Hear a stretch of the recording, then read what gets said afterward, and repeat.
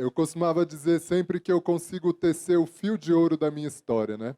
Eu tenho vários momentos marcantes que me fizeram chegar onde eu cheguei, mas então eu consegui identificar esses momentos.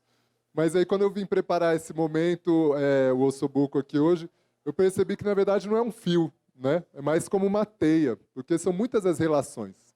E hoje eu tenho o desafio, né, de em breves 10 minutos destacar um fio dessa minha teia e mostrar ele para vocês. Esse fio é o fio que tem a ver com os livros, tanto os livros lidos quanto os livros escritos. Então, para a gente se inspirar, né? Não se decidiu ainda? Escolhe um livro e pronto. O que acontece é que vou ler muitos livros em minha vida, mas os que eu ler na infância vou me lembrar para sempre. É muita pressão. Então, acho que muitos dos que gostam de ler têm aquele livro preferido, aquele livro que fez abrir a sua cabeça e começar a ler, né, a gostar de leitura. Eu, no caso, vim trazer aqui hoje um lugar. Um lugar e uma pessoa que está aqui, que veio nos prestigiar, é a Malvina. Eu estudava, quando eu tinha ali entre 11 e 13 anos, eu estudava na Escola de Música de Brasília, e o meu pai sempre demorava muito para me buscar, né? A minha aula acabava umas 5h30, 5h40, meu pai ia me buscar 8 da noite, né? E a Malvina, a bibliotecária da Escola de Música, conhece meu pai. E aí meu pai me apresentou a ela e tal, Miguel, qualquer coisa você fica aqui, não sei o quê. Resultado, eu ficava horas na biblioteca, 2 vezes por semana eu ia lá para a biblioteca da Escola de Música. E eu já até escrevi alguns contos sobre isso, né? Mas para mim a Malvina é como um polvo, né? Eu lembro dela assim, um óculosão, um sorrisão grandão e as 8 patas, não são patas, né? Mas os tentáculos pegando os livros assim, colocando uma pilha de livros, falando: o que você gosta de ler? Eu gosto disso, então você vai gostar desse, você vai gostar daquele. E aí eu lia. Aí quando eu voltava, ela me apresentava mais livros, né? Então, isso numa fase da vida em que eu era adolescente, né? Eu estou começando a me descobrir quem eu sou, né? De qual tribo eu sou, de qual galera eu sou. E aí eu me descobri como um cara que gosta de ler, né? Uma pessoa que gosta de ler, e isso começou a me definir muito ao longo da minha vida, né? Então sou eu leitor. E aí eu só adorei fazer esse slide, gente. Quem gosta de ler, eu super indico, façam um slide desse assim com os livros que vocês amam, que vocês já leram, né? Só para mostrar assim, tem um pouco de tudo. Mas eu sempre fui um leitor de literatura fantástica, né? A Malvina me apresentou Júlio Verne, Shakespeare, mais os contos mais fantásticos de Shakespeare, H.G. Wells, enfim, né? E aí, saindo de lá, eu fui conhecer o Tolkien, fui conhecer o Harry Potter, fui conhecer... Então, depois de uma longa jornada aí de orques, elfos e monstros, né? Stephen King, né? Assombração e tal. Então, sempre fui um leitor muito de literatura fantástica, até que quando eu tinha mais ou menos uns 22 anos, o meu irmão... Ficou bem pequeno, né, gente? Foi mal. O meu irmão virou para mim, eu lembro exatamente o momento, né? É como se fosse um nó da teia, assim. Meu irmão virou, a gente estava dentro do carro, e ele falou assim: Miguel, você gosta tanto de ler, por que você não escreve? Por que você não escreve um blog? Começa num blog, né? Às vezes um livro é meio perigoso, vou escrever um livro. Escreve num blog. Essa frase, aí eu me perguntei, né? Por que não? Este exato momento, né? Criou um escritor, digamos assim. Porque aí eu comecei a escrever num blog. E logo depois que eu comecei com o blog, eu fui para um trabalho que eu trabalhava no segundo subsolo, num lugar extremamente insalubre, escuro. Eu tinha pouquíssima coisa para fazer no meu trabalho, sobrava muito tempo. E aí eu tinha um blog, o que eu fiz? Produzir conteúdo, produzir, como que numa válvula de escape, assim, eu comecei a escrever muito, né? Isso daí eu tinha mais ou menos meus 22, até os 25 anos eu publiquei bastante nesse blog.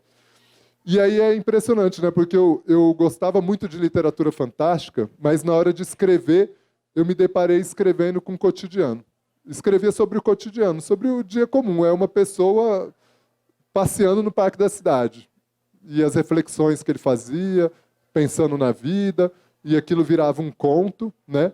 E aquilo inspirava. Geralmente eu tinha um personagem, como eu falava de coisas muito do dia a dia, eu criei um personagem que se chama João. Só João, sem sobrenome, né? Cara comum. E aí, eu me identifiquei com esse João, né? Então, algumas pessoas vinham, que a Nena, a principal delas, está por aí também, né? Falava assim: nossa, mas o João se parece tanto com você. Ou então eu chegava em algum evento e falava: e aí, João, tudo bem? demorava para publicar alguma coisa, nossa, que saudade do João. Aí eu fui me identificando com o João, fui me apaixonando pelo João, e aí escrevi. Aí, bom, aí então eu publiquei um livro, Semeador de Estrelas, em 2011, que é uma compilação dos contos e crônicas lá naquele blog. Depois, esses contos e crônicas, eles tinham um personagem central, que era o João. Fiquei apaixonado pelo João, virou um alter ego meu. Eu falei, quer saber, eu vou fazer uma história só do João. E aí coloquei o João na rodoviária interestadual de Brasília e perguntei, o que acontece? O João está na rodoviária, o que vai acontecer? Ele certamente não vai escapar para o Parque Shopping, ele certamente não vai ficar no celular. O que ele vai fazer? E aí eu criei a história. Na verdade, a história se criou enquanto eu escrevia ela, que são as relações que ele vai tendo com as pessoas ali em volta, com o passado dele, com o futuro dele, com o presente dele, né? Então, este é o Semeador de Estrelas e o João. Então, este sou eu, o escritor, né? E aí, depois, em 2017, nasce meu primeiro filho. O eu pai, o eu escritor se encontra com o eu pai, né? E o eu leitor também, porque eu leio muito para os meus filhos, né? E aí surgiu o livro para o meu primeiro filho, que é Daniel na Trilha dos Dragões. Ele ainda estava na barriga da minha esposa, a gente nem sabia da existência dele, e a gente fez uma trilha super pesada de 7 quilômetros lá em Pirinópolis. Quando a gente descobriu a gravidez, eu falei, meu Deus, o menino fez uma trilha de 7 quilômetros já.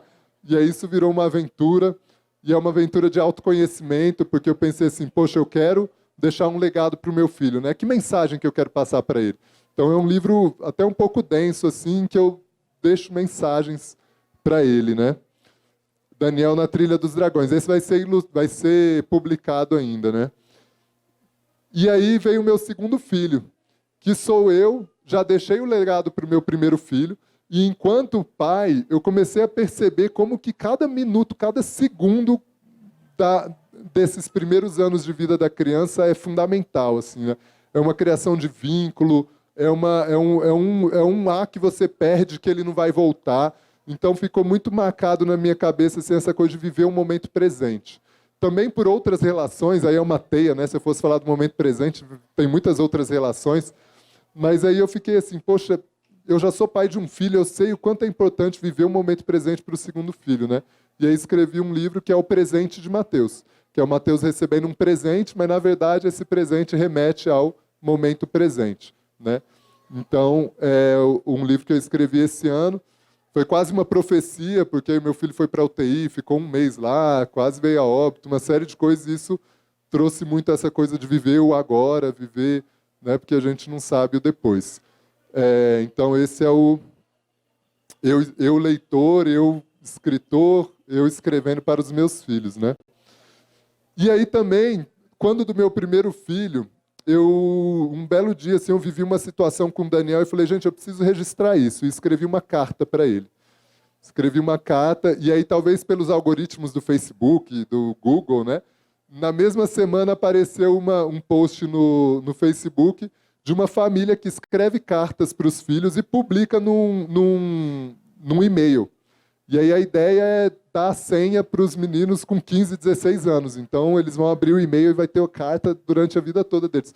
Comentei com a minha esposa, ela adorou a ideia e a gente começou a escrever para os nossos filhos. Então eles têm e-mails, né, danieldeandrade.sartori@gmail.com, e aí a gente escreve cartas e publica no e-mail, né, e manda para o Gmail deles.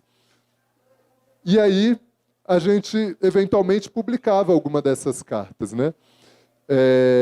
Nas nossas redes sociais.